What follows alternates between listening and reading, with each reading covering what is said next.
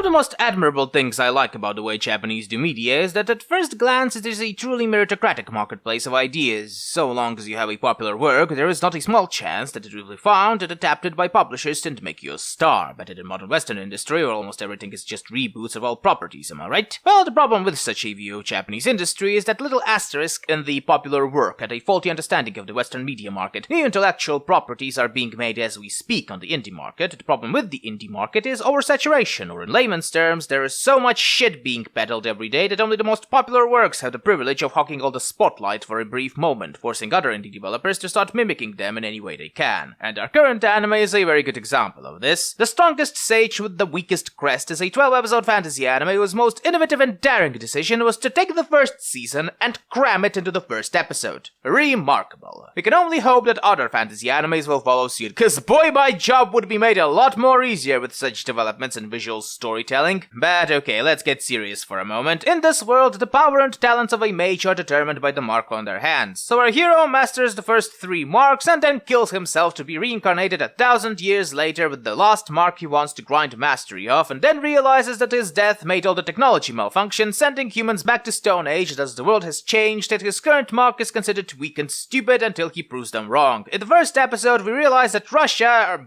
demons, yes, demons are behind this all, and so we'll watch our hero and his battle harem hunting demons for the rest of the anime. And that's about it. Really, it really is that retarded. And it's really hard to say anything else about this show, really. The whole plot and structure and characters here is something other animes parodied before. I'm not even sure how this anime got popular enough to be greenlit, unless the author was like those Jehovah's Witnesses and went door to door to major studios until someone took them in out of pity or for a quick fuck. Everything about this anime just screams mediocrity, from the plot to graphics to even the isekai elements. Why in the name of God's left testicle would I want to watch this when I can watch about 6 other isekais with the exact same plot? Not even the girls have any sort of sex appeal to them. It's like the whole point of the show was a prolonged exercise in how much piss are they going to take before the deadline. The graphics are alright, I suppose. Not great, not terrible. The magic is once again those fucking circles of power, and I also kinda realize now that the magic wasn't really well defined in the first place. Who made these marks? Why are they there? What sort of magic punk world our hero left? Why do demons hate humanity and want it dead?